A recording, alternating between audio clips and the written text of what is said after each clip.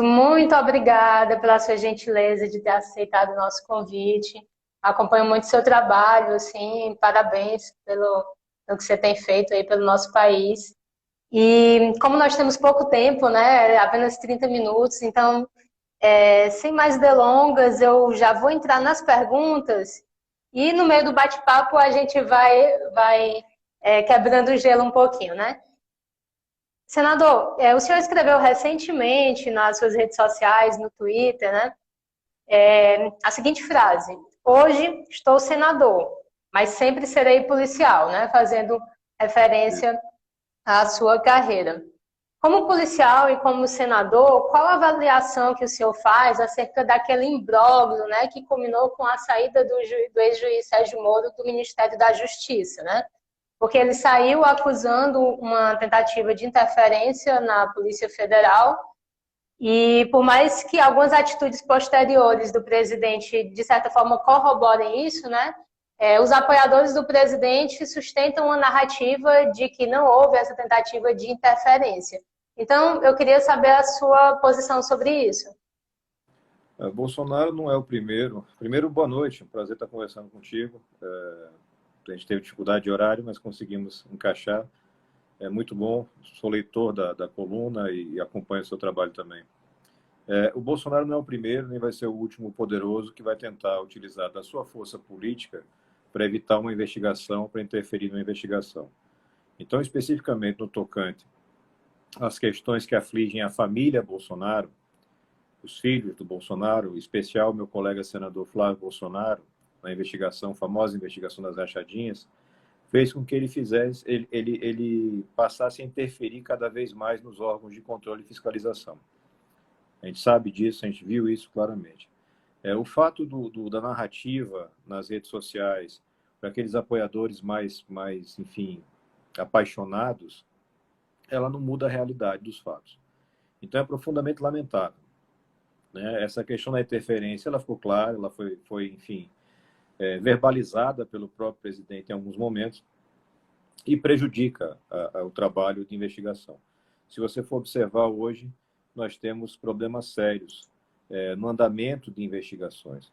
Você tem um relacionamento hoje, PGR, STF, STJ, que não está mais focado ou no ritmo que a gente tinha antes com a Lava Jato, se retardou muito esse ritmo, se transformou numa coisa muito mais lenta, e é muito negativo. Eu lamento muito, não foi essa a expectativa que nós tínhamos lá no início da gestão ou na campanha. Porque nunca imaginou que ia começar um concurso filhos do Bolsonaro contra filhos do Lula. Cada vez que você fala do inquérito das rachadinhas, do processo das rachadinhas, alguém grita: e o Lulinha? Por mim, que não tenho bandido de estimação, todo mundo que cometeu crime, depois de condenado, tem que ir para a cadeia. Não me interessa a cor da camisa, o partido ou a paternidade. Infelizmente, ainda tem brasileiros que pensam diferente. Pensam que é para jogar pedra no adversário e para acobertar o seu apadrinhado ou o seu parente. É muito lamentável. Obrigada, senador. O senhor também escreveu no seu Twitter, logo após essa sessão em que o STF votou pela suspeição, né, do ex-juiz Sérgio Moro, e, abre aspas, o STF pode muito, mas não pode mudar a história, né? Que o Brasil não vai esquecer as malas de dinheiro e os bilhões roubados, e que vai lembrar dos bandidos que usaram o poder político para enriquecer às custas do sofrimento do povo, né? Então foi a sua observação nas redes sociais. E eu assisti também uma entrevista, por sinal excelente, do senhor no programa Antagonista, e uma frase me chamou muita atenção, né? O senhor tem frases muito fortes, e eu gravei uma observação que o senhor fez do Gilmar Mendes, né, do ministro Gilmar Mendes, onde o senhor falava que ele era um ministro inteligente, capacitado e criativo, mas ao mesmo tempo sem nenhum limite moral, justamente por isso que ele era um tanto quanto perigoso, né? Qual a leitura que o senhor faz acerca do STF? Será que ele está sendo submetido a esses caprichos do Gilmar Mendes? E se é possível ainda a instalação da CPI da Lava Toga, o que é que os brasileiros podem esperar em relação a essa situação, né? O Supremo Tribunal Federal é um tribunal político, né? Cada vez mais. É político por conta do formato de escolha e indicação, né? Natural que você tenha uma contaminação política. Quem está lá chegou pelas mãos de políticos, e isso acaba prejudicando a independência e a autonomia, mas vem piorando muito nos últimos anos.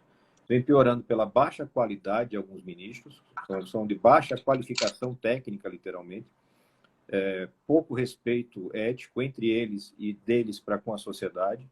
Quem acompanha uma sessão do Supremo Tribunal Federal, hoje em dia fica na dúvida se é uma sessão do Supremo ou se é uma sessão do Big Brother.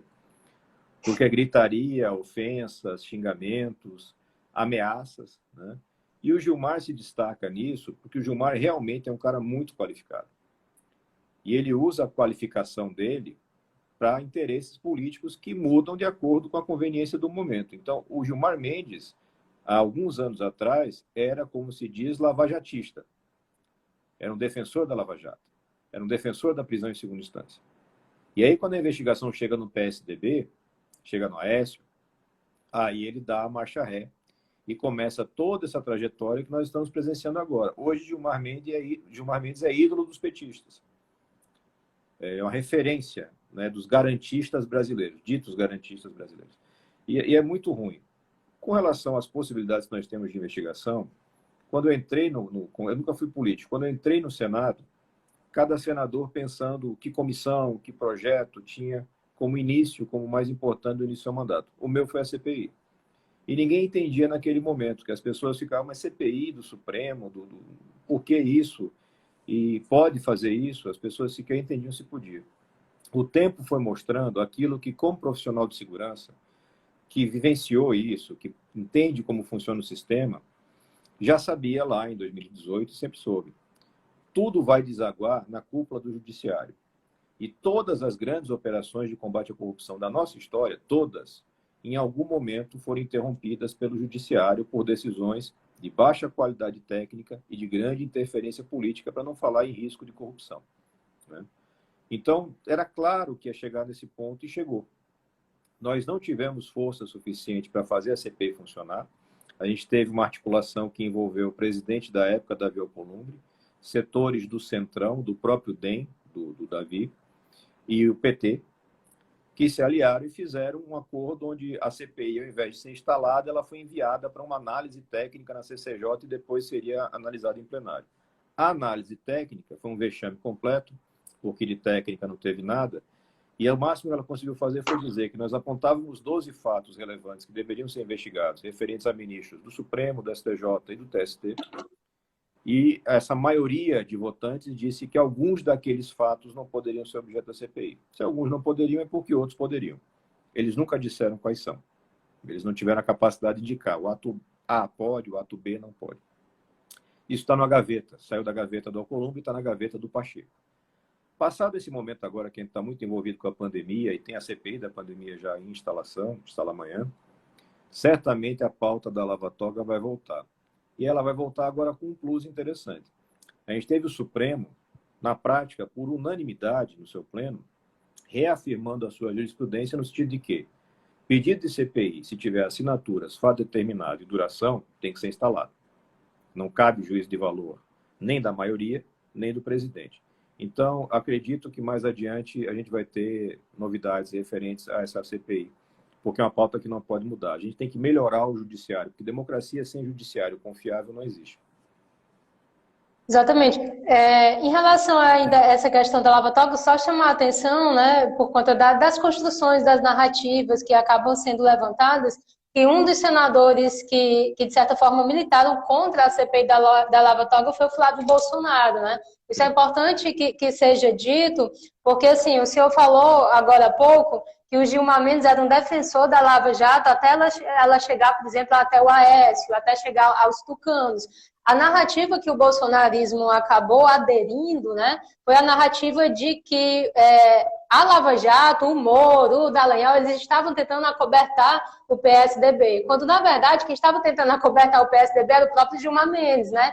Então, assim, é muito difícil para a gente lidar, às vezes, com essas narrativas que são construídas, né? Porque as pessoas, elas acabam vivendo naquela bolha ideológica e os apoiadores do presidente têm militado muito dentro dessa questão de falsas narrativas, sem buscar muito a verdade dos fatos, né, pessoal? Então, tá aí o senador que não me deixa mentir, quem militou contra a CPI da Lava Toga, quem tentou tirar as assinaturas foi o Flávio Bolsonaro, né?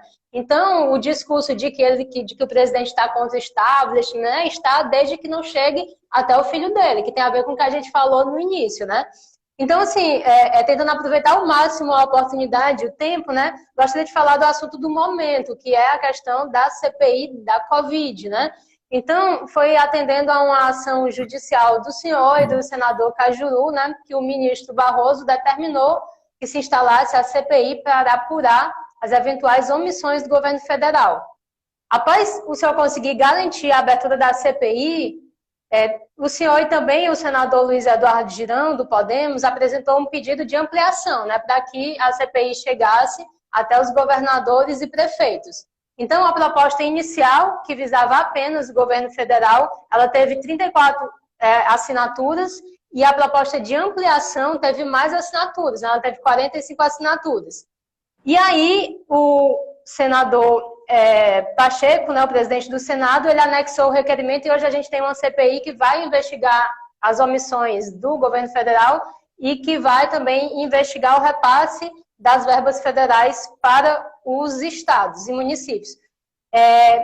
Qual é a minha pergunta? Será que essa ampliação ela não enfraquece o escopo inicial, né? Como é que o senhor acha que é possível elaborar um trabalho técnico que dê conta, né, de toda essa abrangência? Bom, primeiro, só dando um passo atrás na pergunta anterior, não só o Flávio Bolsonaro trabalhou contra, como o próprio presidente Bolsonaro. O presidente Bolsonaro chamou senadores para pedir que tirasse a assinatura, suas lideranças no Senado trabalharam contra, e essa verdade ninguém vai apagar. Então, assim, as narrativas de internet, essa turma que vive de mentira, paciência. No mundo real é como as coisas são e a gente tem que falar a verdade. A questão da CPI, com esse escopo ampliado, primeiro, a ampliação do escopo ela é meio que uma consequência lógica. Como é que eu vou apurar, por exemplo, o caos sanitário em Manaus, sem indagar o prefeito de Manaus, o governador do Amazonas? É impossível. Porque se eu ficar só no federal, o federal vai me dizer, o Ministério da Saúde vai me dizer que repassou para lá alguns milhões, algumas dezenas, centenas de milhões, e eu preciso fazer o passo adiante. Então, o que eu fiz, sempre tentando ser o mais coerente e respeitando a inteligência do cidadão brasileiro, foi buscar garantir que a apuração se dê da forma mais ampla e completa possível. A questão da dificuldade pelo volume, ela é superada com organização. Então, quando você fala, de repente, sem ter uma experiência em trabalho de investigação, de, enfim, quebra de sigilo bancário, essas questões que têm muito volume de dados, toda essa parte inicial da investigação relativa a estados e municípios, ela vai ser documental. Então, você vai receber do Ministério da Economia, Ministério da Saúde, os repasses, você vai bater isso com estados e municípios, você vai usar algum filtro para tentar identificar onde você tem indícios de anomalia, e isso o Tribunal de Contas da União faz, enfim, a Polícia Federal pode fazer, e nós aqui no Senado também. Então, você consegue filtrar e tentar focar mais. O que você não pode fazer na CPI? É sair buscando fatos isolados em cidades do interior, em capitais que seja, para tumultuar o processo da CPI. Não foi à toa que a gente teve uma sugestão inicial de plano de trabalho, atendendo a pedido de colegas, que fazia uma divisão em subrelatorias, para garantir que o trabalho vá atuando rapidamente em várias frentes ao mesmo tempo. Não tem nenhum motivo para você deixar de apurar, e eu tenho absoluta certeza de que se você não tiver apuração feita também com relação a estados e municípios, você reduz muito a credibilidade do resultado da CPI.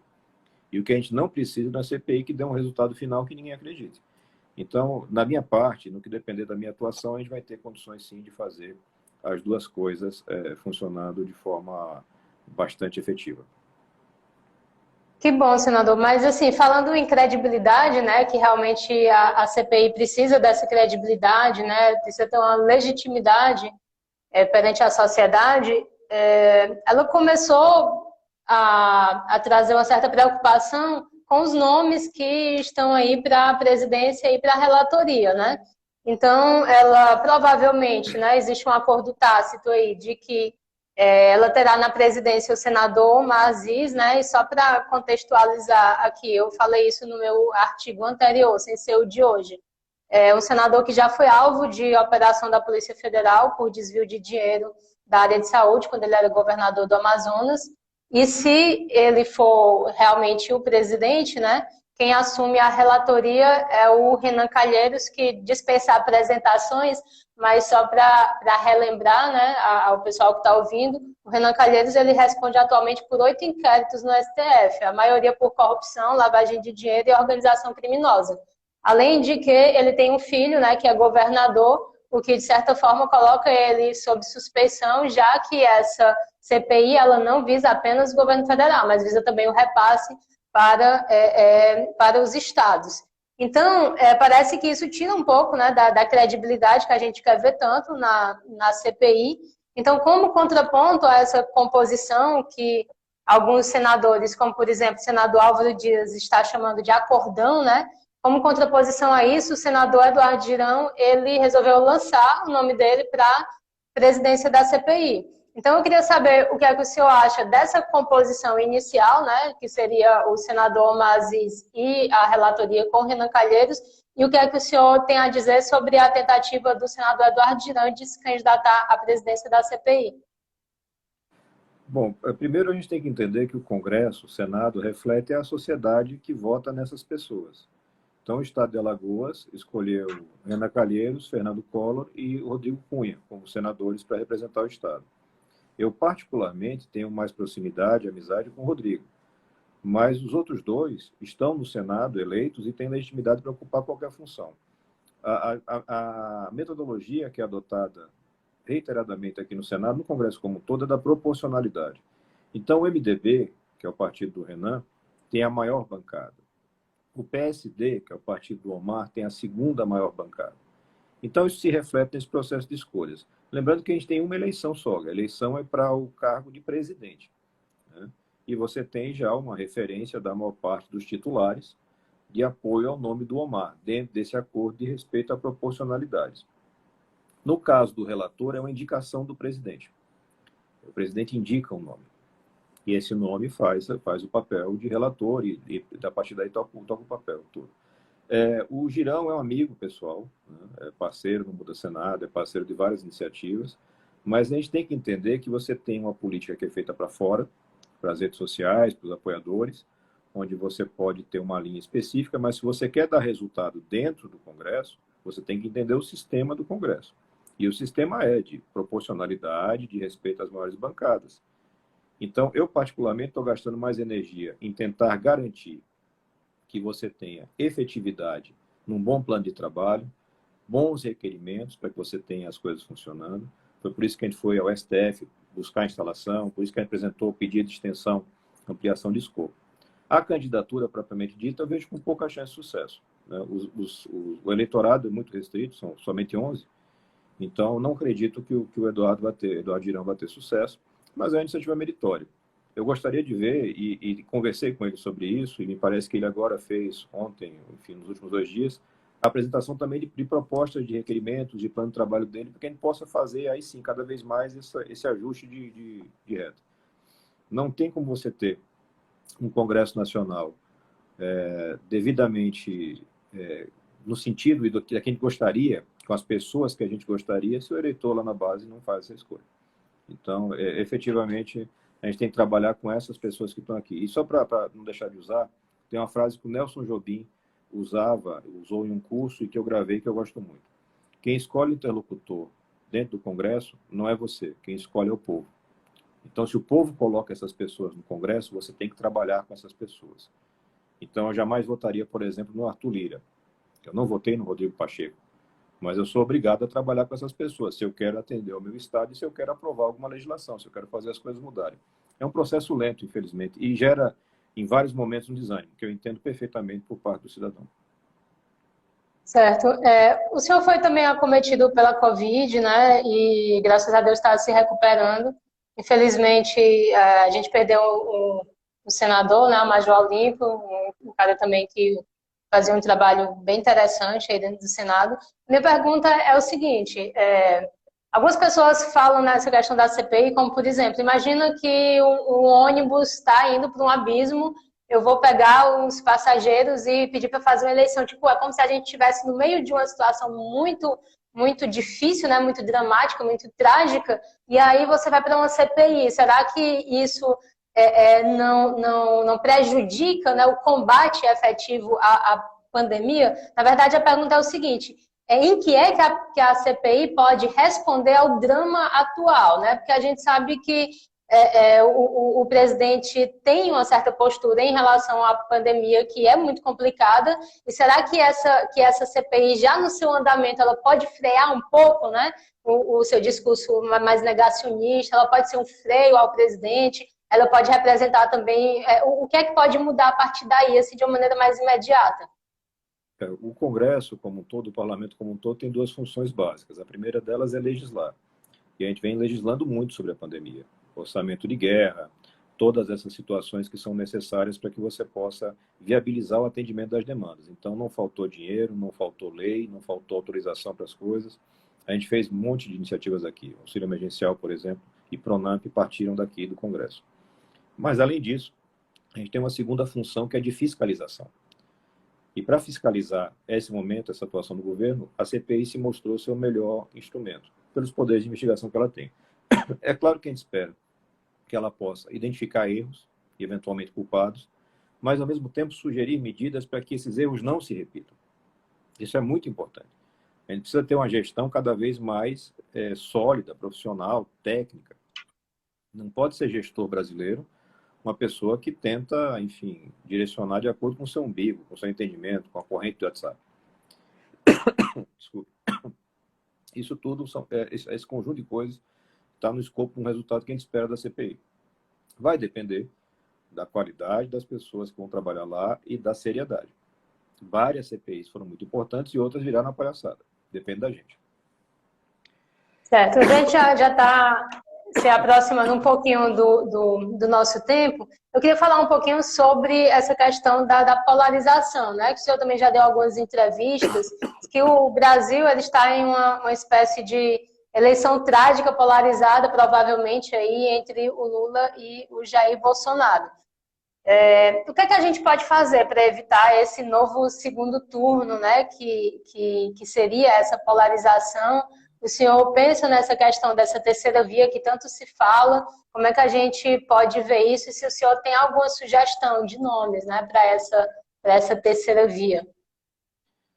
Não, eu não tenho sugestão de nomes, eu não identifiquei ainda esse personagem que consiga reunir os votos e as esperanças dos brasileiros que não querem o retorno ao tempo do PT e que não estão satisfeitos com o Bolsonaro.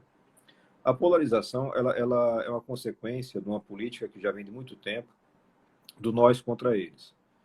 Isso facilita muito o trabalho do marqueteiro, facilita muito o trabalho do líder populista, porque basta definir um suposto inimigo e agregar pessoas para combater esse inimigo. É lamentável, porque desse jeito a gente está deteriorando cada vez mais as nossas instituições democráticas. Ele está perdendo a capacidade mínima de dialogar. Você não consegue ter uma análise construtiva em cima do que está acontecendo, porque qualquer ser humano racional que analisar o que aconteceu no Brasil nesses últimos 12 meses vai chegar à conclusão de que o trabalho do governo não foi bem feito. Não foi razoável.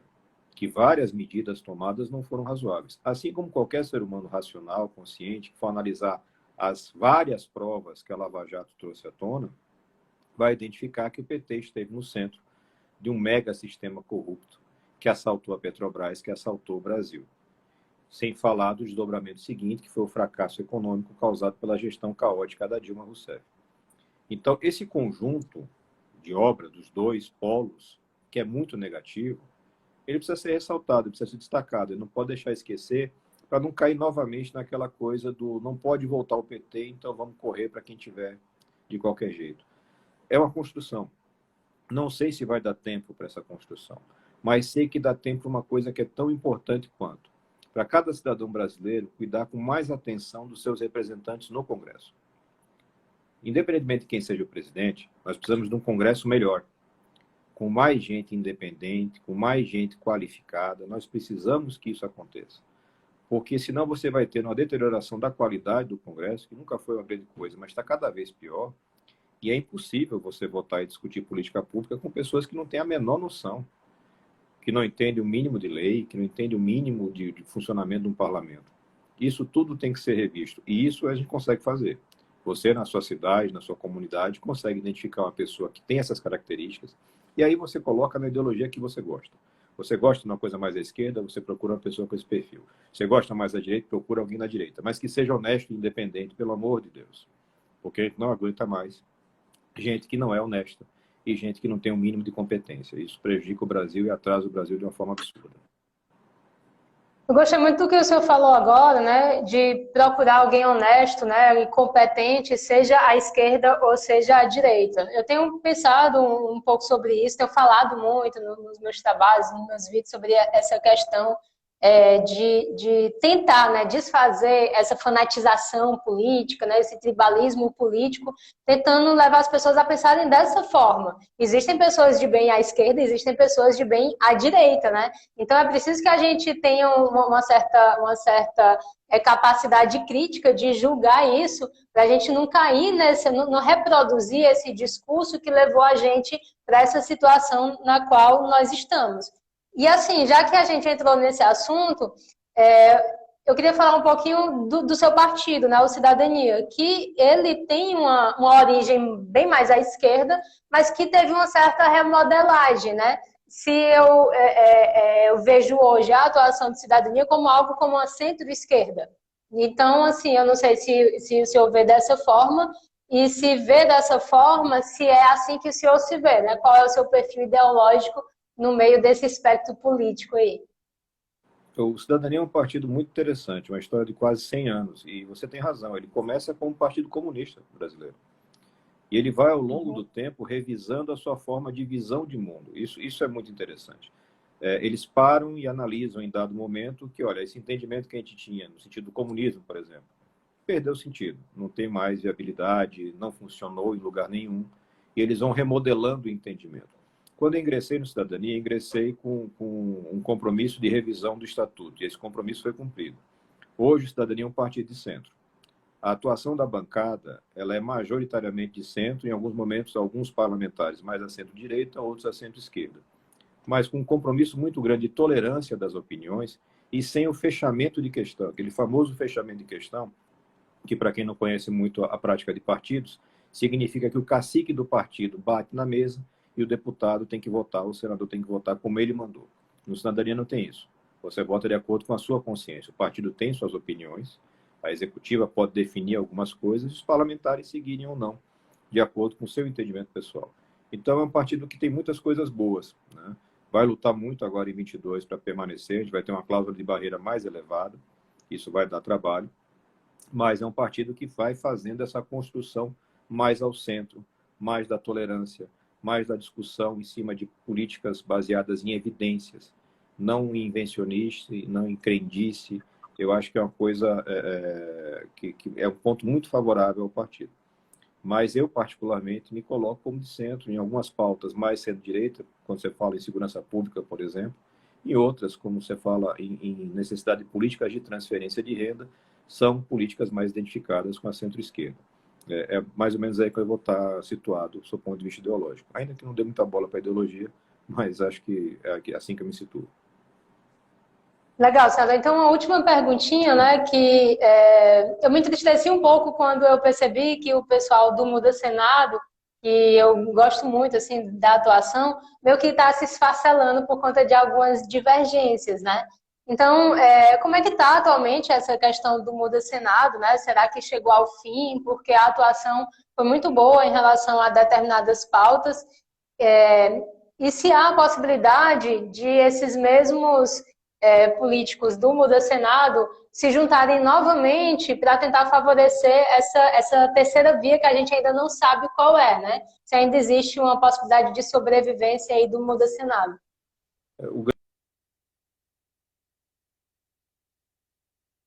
Opa, ficou mudo agora. Desculpa, porque teve aqui uma interferênciazinha. Tudo O bem. que melhor funcionou com o Muda Senado foi a definição de uma pauta muito clara. A pauta inicial era a pauta ética, era CPI lavatória. E aí você foi agregando algumas pautas ali, mas ao mesmo tempo cada parlamentar tem a pressão do partido, tem interesses locais para tomar conta. Alguns serão candidatos ou participarão de processos legislativos e eleitorais por agora. E isso tudo atrapalha a coesão do grupo. Então, quando você chega, por exemplo, numa eleição de presidência do Senado. Os partidos se mostram mais importantes do que um grupo suprapartidário.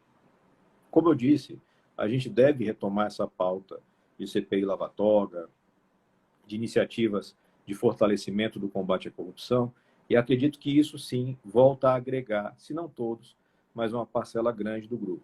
Eu não vejo o Muda Senado atuando na formação de uma terceira via, porque nós temos dentro do Muda bolsonaristas, nós temos dentro do Muda gente muito mais à esquerda, como o senador Randolfo Rodrigues, por exemplo, e é uma maioria que é de centro. Eu, Álvaro, Oriovisto, enfim, são parlamentares com uma postura mais de centro. Isso inviabiliza uma construção presidencial, mas viabiliza, sim, uma ocupação de espaço dentro do Senado e a definição e a defesa de algumas pautas específicas. E a pauta que eu acho que traz maior clareza, maior definição, é, novamente, a busca da, vamos chamar de limpeza, de faxina no judiciário, nas Cortes Superiores do Judiciário brasileiro. Certo. Senador, então, agradeço muito a sua gentileza. Sei que o senhor está sendo aí chamado para muitas entrevistas, né? E, assim, foi uma gentileza grande você ter participado dessa nossa live. E, como cidadã, também quero agradecer por o senhor ter batalhado pela CPI, né, da pandemia. E eu desejo toda a sorte do mundo, né, como uma pessoa que quer realmente que as coisas sejam passadas a limpo. E é isso. Muito obrigada. Boa sorte no seu trabalho. Se o senhor tiver alguma coisa ainda para falar, fica à vontade. Eu agradecer muito pelo espaço e pelo trabalho, que assim, a gente precisa muito do analista, do colunista, do jornalista, fazendo essa tradução desse mundo tão complexo para o leitor, para o espectador. Isso ajuda demais para a gente melhorar a qualidade do debate político e a qualidade das políticas públicas que a gente vai fazer, que dependem dos políticos. E deixar só um último recado para a turma de Sergipe. Em Sergipe, a bancada do Cidadania apresentou a proposta da CPI da Covid também no Estado. E tem muito parlamentar que nas redes sociais se diz oposição, se diz muito corajoso, mas que agora, que tem que assinar e colocar o nome, não está tendo coragem. Então, cobre o seu parlamentar. Quem diz que é de mudança, que quer mudar, tem que ter coragem. Quem não tem coragem tem que prestar contas para o seu eleitor. Um abraço aí para todos, boa semana e muita saúde. Abraço, obrigada, senador. Valeu. Tchau, pessoal. Boa noite.